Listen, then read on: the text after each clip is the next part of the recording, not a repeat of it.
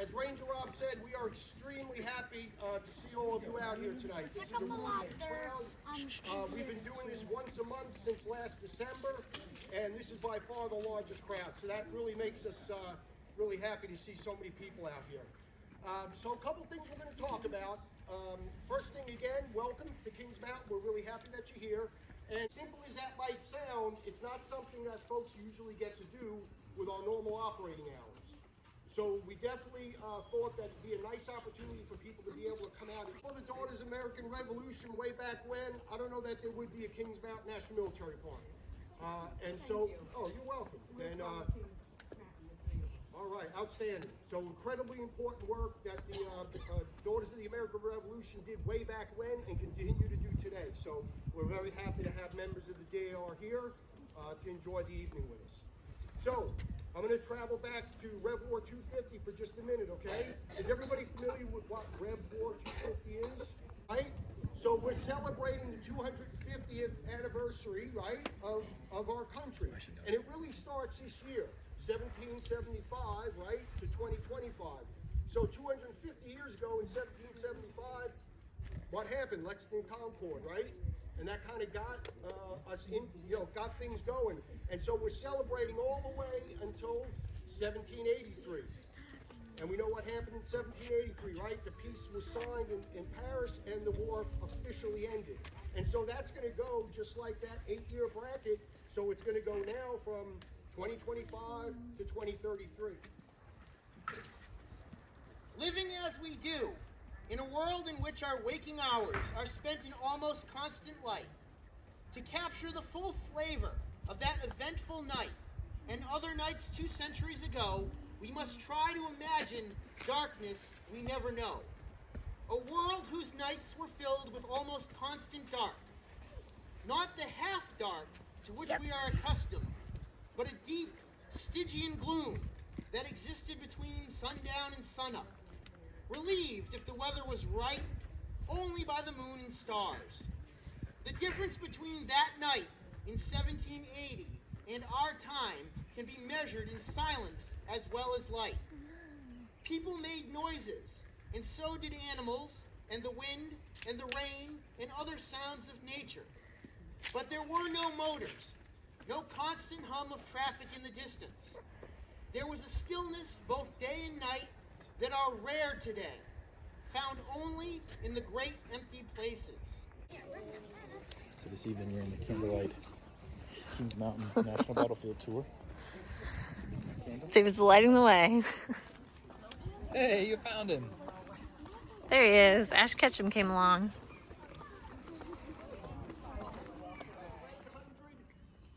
Loyalists on top of the mountain, around 910 patriots surrounded the mountain on all sides, and they're all rushing up in this direction.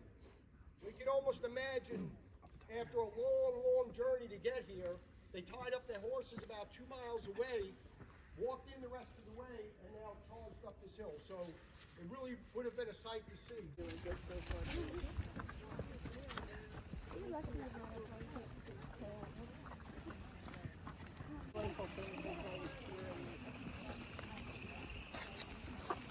Perfect weather too. 10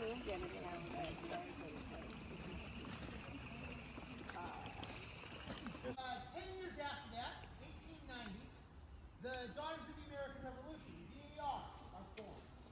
And very quickly, the local chapter starts coming out here to take care of the trails, to maintain the park, so that it's a place for people to visit and enjoy and learn about their history in the American Revolution. By 1898, that local chapter, the Kings Mountain chapter, had become very heavily invested in Kings Mountain and telling the story. And they realized that not enough was being done to protect and preserve the battlefield and to promote it as a place for people to live. And they started a letter writing campaign, because that's what you did in the 19th century. That's how you got people to change their minds. They went up to the War Department, which is the big force. He was born in England, and learned the trade of gunpowder making, it's believed, from her father. That she did sort of an apprenticeship under her father at a very young age. They migrated over to the colonies and lived in Pennsylvania for quite some time, where she married John Patton, and they continued the gunpowder making tradition. So eventually, like many, many, many people, I know people are probably saying, I don't think this guy is from here, right? You can probably tell. But long before I immigrated down here, a lot of other people did. A lot of people came from Pennsylvania and the northern colonies down to the southern colonies. And so there was a large migration from Pennsylvania. Scotch Irish, Germans, different ethnicities that came down into the southern colonies. And so Mary Patton and John Patton came down here and settled in what's now western North Carolina, at that time Tennessee, and she made gunpowder. Now, she didn't make little batches of gunpowder. Now, it wasn't some kind of grand, large-scale production either, but she made significant amounts of gunpowder. So gunpowder was in very, very high demand. And it's not an easy process either. There's a lot that goes into making gunpowder. I won't go too deep into it, but what I will say is, if you do a little research, you'll find out that human excrement is a big part of the process. Yeah, so I'm going to leave you with that. If you want to learn more, you can go ahead and research it. But there's a process. The rebels, right? I mean, Mary Patton was not going along with the established government. British was in control of the colonies, right?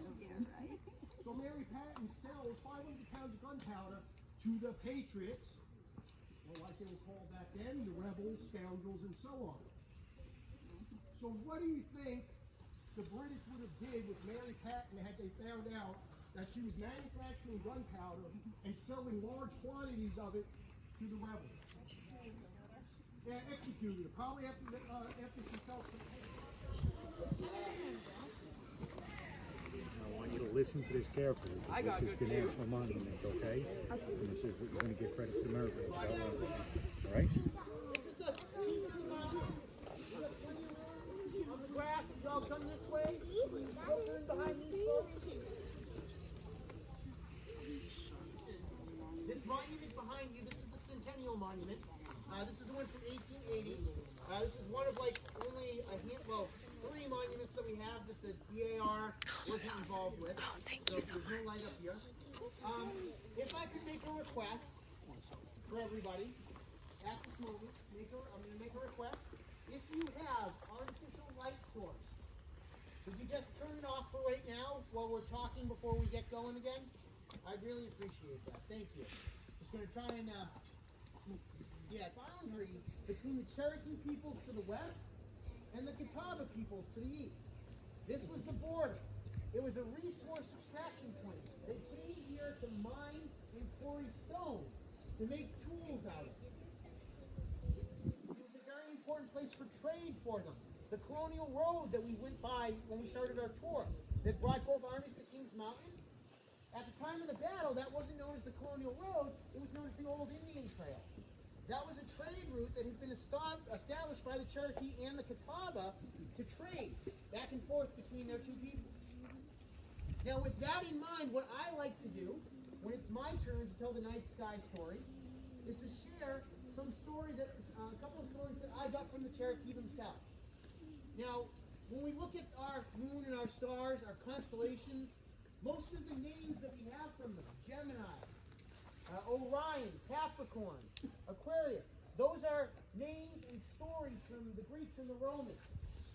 The Cherokee also had their own stories of the night sky as well. That informed their worldview, that informed their place in the world and how they understood where they were. So when I tell these stories, keep in mind, I'm doing it the intention here is to be respectful, to share a story of something meaningful. And according to the Cherokee, all the old people know, and all the old people will tell you, that the moon is a ball. It was a ball that was thrown up in the night sky and fixed in place. as a result of people cheating in a game. Long, long ago, there were two villages, and these two villages were very friendly with each other. And when they wanted to be entertained, they would engage in a ball game between their two villages. They would challenge each other. They would play this game back and forth between their two villages. And as with most things, right, it's good-natured, it's friendly, everybody's doing it to have fun. But it eventually got to a point where one moment of frustration and stress and anger, he reached down with his hand and grabbed the ball that they were playing the game with. Now, for this game, you're not allowed to use your hands. All right, it's pretty much the only part of the body that you can't use. And when he, in his frustration, took that ball and threw it as hard as he could up in the air, it went flying into the sky and became stuck, never coming back down again. So as the Cherokee will tell you, the moon is a ball that's fixed in the sky to remind us that when we play games with our friends, don't cheat and follow the rules. The Cherokee have a second story that I'm also going to share with all of you. We also have a story of the stars. And like many of us, and like the colonists who were here at the time of the battle, the Cherokee looked up in the night sky, they looked at those stars, and they wondered what they are. According to a Cherokee story, a long time ago, a group of hunters went on a long journey to procure meat and game for their village. When they were going out hunting, they came to a mountain. And as they were encamped on that mountain, they looked out into the forest and they saw some strange lights. And those lights began to appear day after day after day, until eventually one evening the Cherokee went out to investigate. And when they went out to investigate, they saw a couple of strange creatures.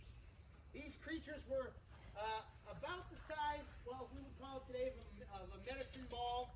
They were very furry, they had a grayish color, they were round, they had big eyes, long noses, short little stubby arms and legs, and whenever the wind blew against their very fuzzy fur, sparks would go flying off into the air. The Cherokee had never seen, the hunters, they had never seen creatures like this before. So they were overcome with wonder.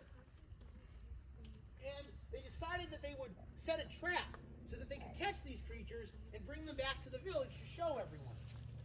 So they set their trap the next evening, and they were successful in their hunt. They captured these strange creatures alive, they put them in a big old basket, and they started to make their way back to the village. Now, as they were traveling, the wind began to grow ever more powerful. And as the wind grew more powerful and more powerful, the sparks that were coming off of the fur of these creatures started to go more powerful as well. More and more sparks. Until eventually, they burned their way through those baskets, and another big gust of wind came almost immediately, swept off the creature up into the night sky. And the Cherokee will tell you that what the stars are those big, circular, fuzzy creatures, and the light that we see is the wind blowing the sparks from their fur. I couldn't have planned that better. Eleanor, what just happened? Eleanor, what just happened? I saw a shooting star. I thought it was a plane crashing, but then it faded away. It was so pretty. Shooting star. It's like a firework. Our modern lives, look up into the night sky and have that sense of wonder. All right?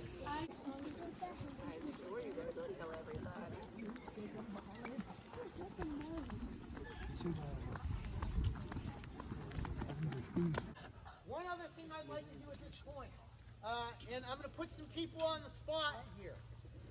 Could I have all of my DAR members who are present with us tonight, could I call upon you to come and stand up over here by the mic? They come from all over the place, not just South Carolina, North Carolina, Georgia, Tennessee, all across the country. They show up and they help us with this celebration. Not just with their presence, they bring wreaths. Some of the prettiest, beautifulest wreaths you've ever seen for everything that they've done in the past and everything that they continue to do for all of us here at Kings Mountain and across the country. Thank you. Thank you. Hooray! Hooray! Hooray!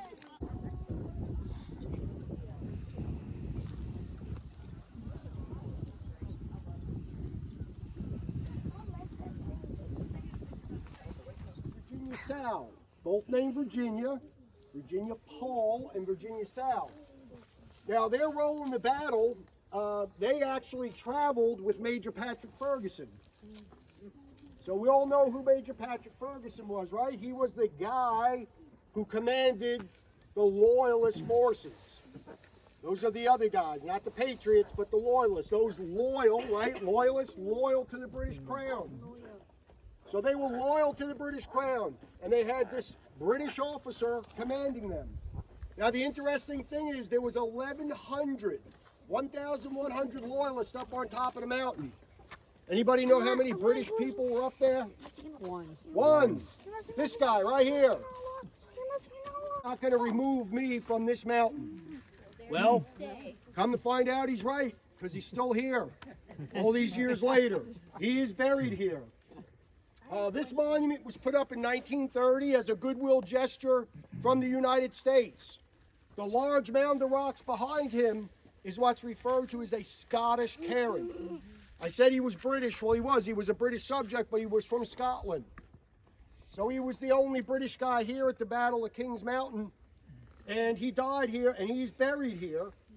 And you'll notice it says Colonel Patrick Ferguson. I know I've been calling him Major Patrick Ferguson. He was a major. He had been promoted to colonel, but that good piece of information was on a boat on its way over here, so he never got it. So he was, in fact, a colonel. He just didn't know it. So, back to Virginias. The two Virginias were basically employed by Major Patrick Ferguson. Officers in the British Army were usually of a high social stature. So he was not going to fight all day and then go back to his tent and shine his own shoes. It didn't work that way. So a British officer would have had somebody with him to do things like press his uniform, make his bed. Make his bed, yeah, he had a tent and he would have had some sort of a bed. He would have eaten on some kind of china. Now, it varied depending on where you were, but they would have had a certain level of niceties, and along with that would have been somebody to do some things for him, like do his laundry, lay out his uniform, cook his food. And so he had two people in his employment, Virginia Sal and Virginia Paul. Now, we don't know what their loyalties were, right? Because just because they were employed by a British officer doesn't mean that they were loyalists. They may have been, or maybe they were patriots, I don't know, but they were employed by him. Now, when the battle started, they were the only women up on the mountain here. And so one of the Virginias left the battle and proceeded to go to the Patriot line and inform the Patriots what Major Patrick Ferguson looked like. Basically told them how to figure out who he was up on the mountain here. One of the quotes is that you want to look for the guy with the saber in his left hand because he didn't have the use of his right hand. He was injured in the Battle of Brandywine. And so she eventually was captured and was taken prisoner. And she was taken all the way to the Moravian area of North Carolina. That's where they took the prisoners, the loyalist prisoners from this battle. And eventually she was turned over to another British officer, and that's where we lose track of her. Now, Virginia Sal wasn't so lucky. She was actually killed on the battlefield. Lyman C. Draper says that she was the first one to fall. Lyman C. Draper wrote his book in 1880, so it came out about 100 years after the battle. It's an excellent source. I'm not sure where that piece of information came from, so whether she was the first to fall or not, I don't know. But the point is, she did get killed at the battle. It's not believed that she was purposefully shot. She was probably caught in the crossfire or accidentally shot. It's not believed that anybody would have taken a shot at an unarmed woman on the battlefield. Most militia or soldiers would have known that there potentially were, you probably heard the term camp followers. Now, these were not camp followers, but in some battles it was very typical for women to travel with the army. The Continental Army, it was very typical. Now, after the battle, a lot of the dead were buried here. A lot of the people that fought were from this area on both sides. And so a lot of the family members came and retrieved their wounded and dead relatives. But some of them were not carried off. And so they were actually buried on the mountain. It's very rocky up there.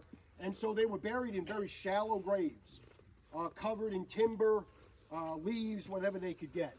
And as a matter of fact, if you've seen our movie in the theater, they talk about it. The wolf population got really bad up here because there was so much easy food for them to feed on that there were a lot of wolves in this area.